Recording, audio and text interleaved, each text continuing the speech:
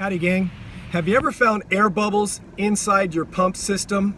Well, in today's episode, I'm going to show you how to troubleshoot and diagnose your system to see why you might be getting air bubbles in it. So what do you say we dive right in?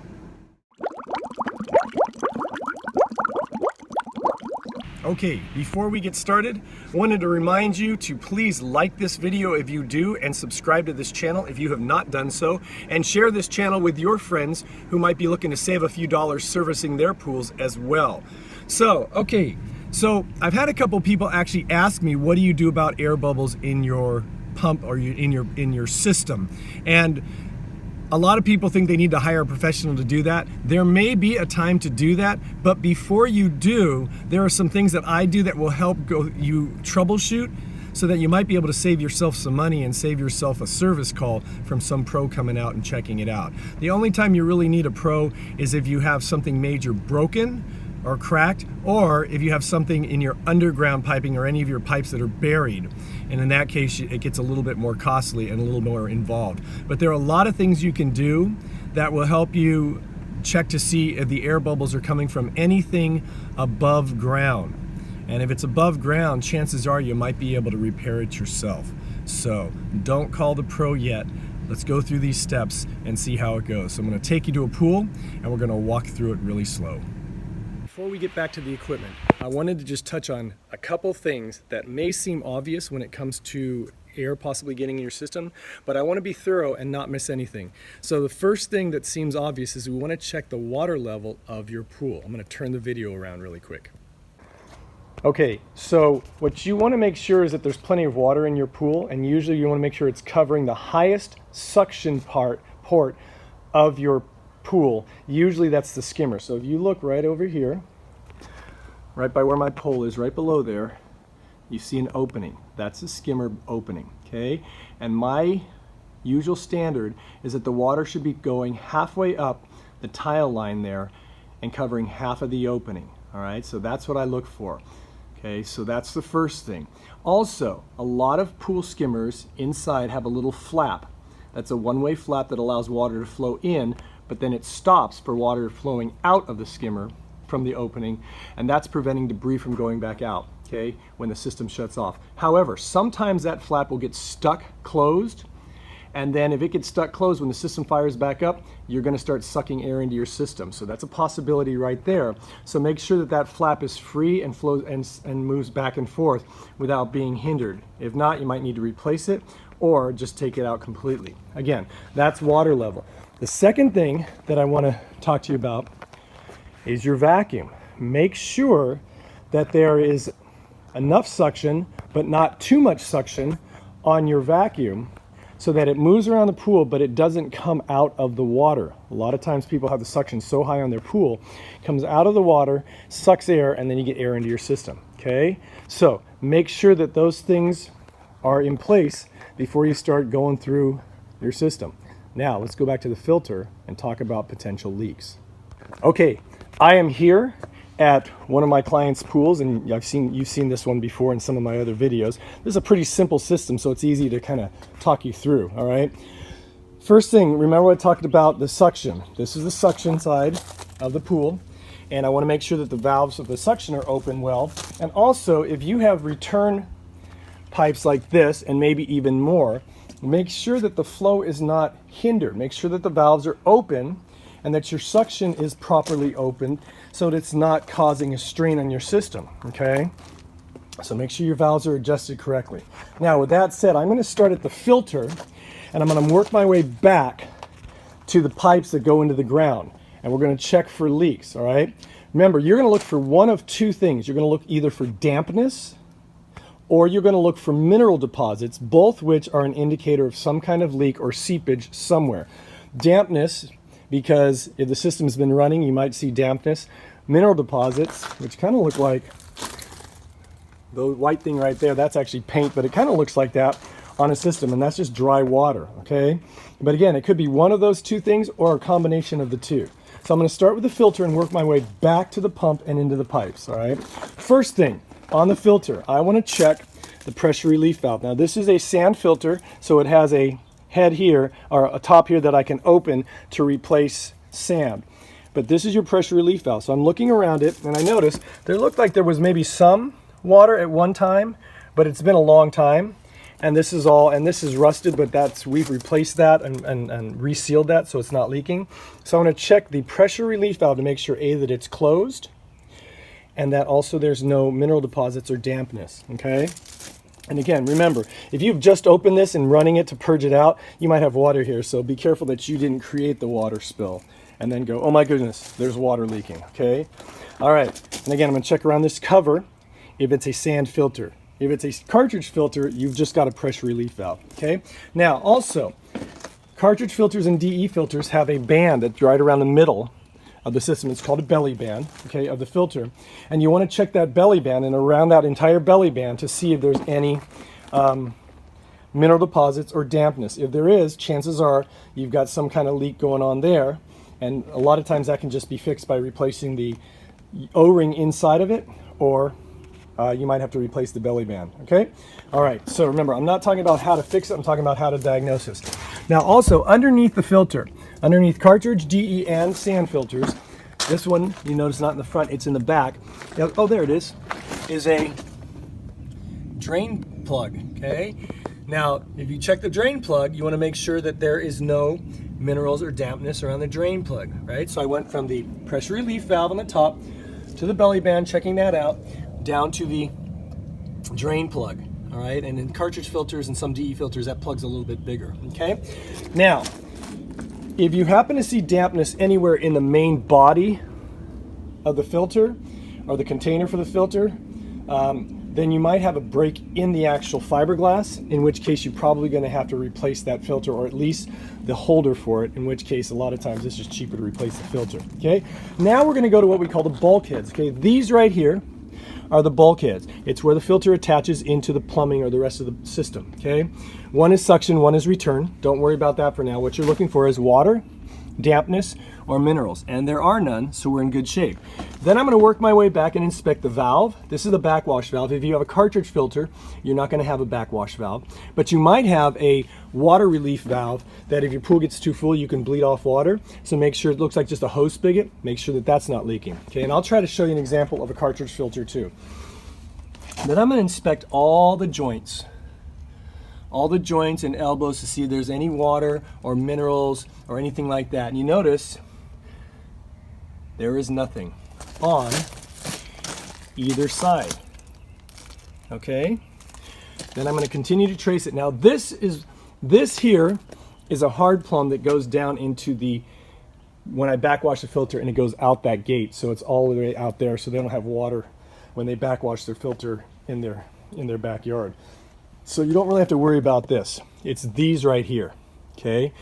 So this one is going from the filter. Okay, this one actually is from the pump. It's going into the filter. I'm just going backwards. So I'm just tracing it to see no leaks. Okay, I'm gonna stop right there because that's the pump, all right?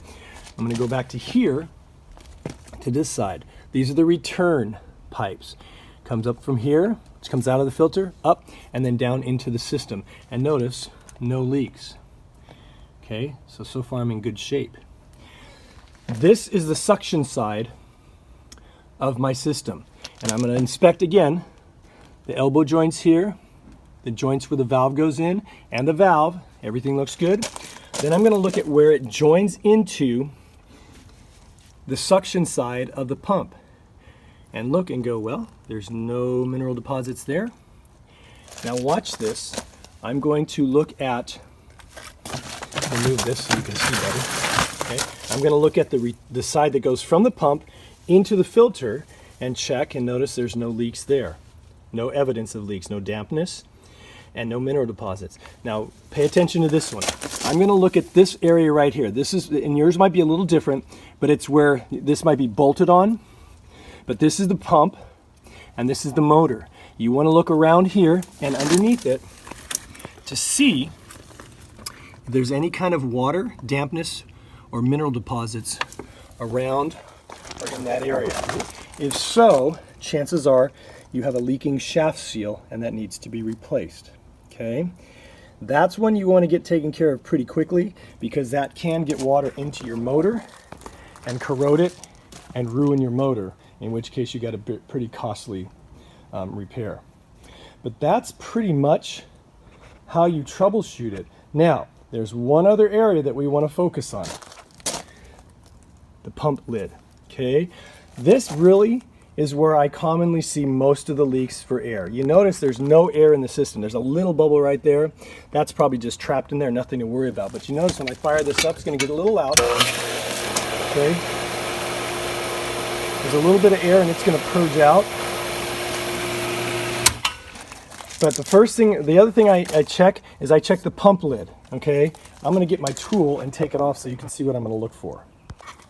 Okay, I have taken the pump lid off of this pump, all right? Now it's gonna make that noise, so I'm gonna move away. First thing I'm gonna do is I'm gonna inspect the O-ring on the lid. Sometimes this O-ring will stay stuck to the groove here, like this, okay? But all of the pump lids have an O-ring. You wanna make sure it's clean, it's not cracked or broken, and make sure it's lubricated. If it's not lubricated, you can get some heavy-duty silicone spray, not WD-40, but like industrial strength, industrial grade silicone spray. You can get it at a Lowe's or Home Depot, and you want to get that really lubed up.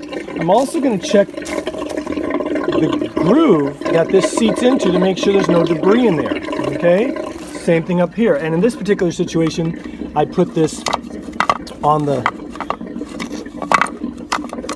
lid and it stays on there. The next thing I'm going to do is I'm going to inspect the lid.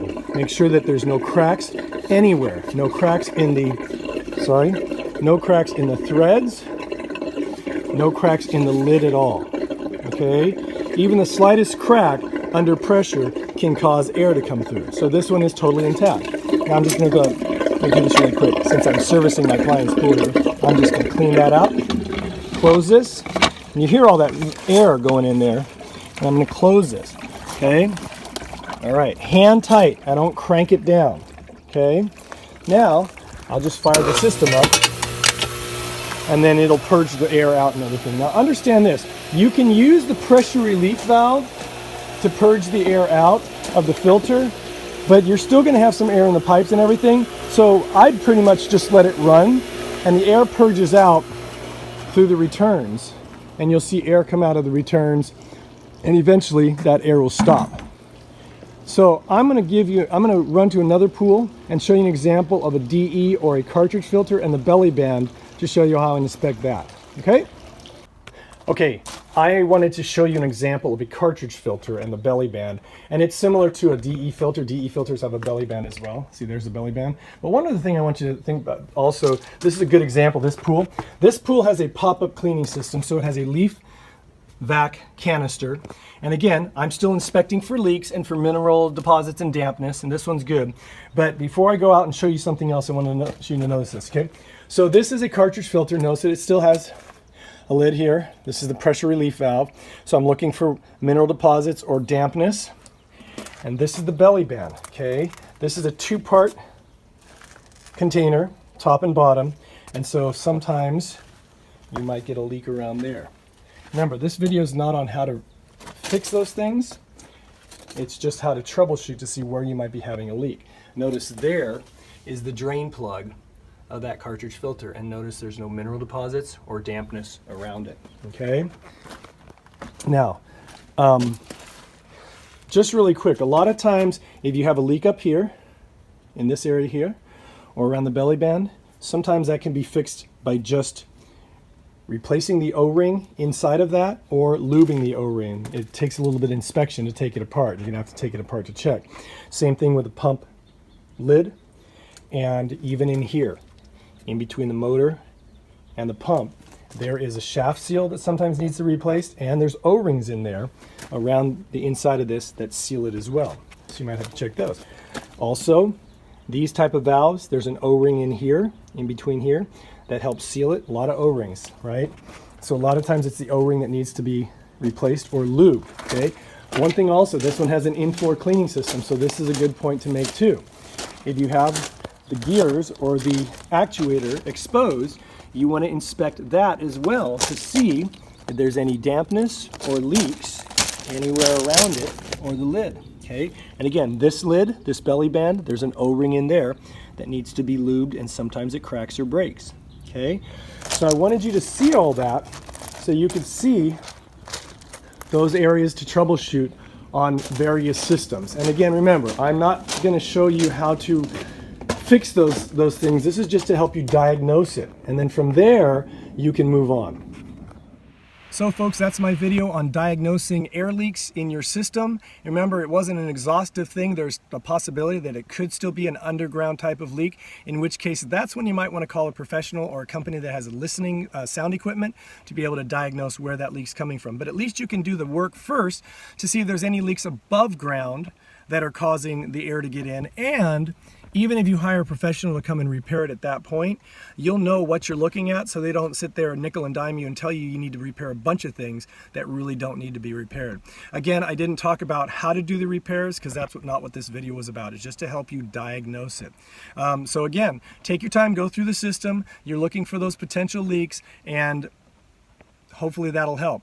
Remember, if you have any comments, you can put them in the comments section below, or any questions, or you can email me directly, and my email address is going to come right across the bottom of the screen here. It's kennypoolschool@gmail.com. Once again, kennypoolschool@gmail.com. I want to thank you again for watching. I want to remind you to like this video if you do, subscribe to this channel if you have not done so, and please share this channel with your friends who have their own pools, who are looking to save a buck or two servicing their pools themselves, even in the off season, because I got a lot of videos on things that you can do during the off season so that your pool's not down during the on season.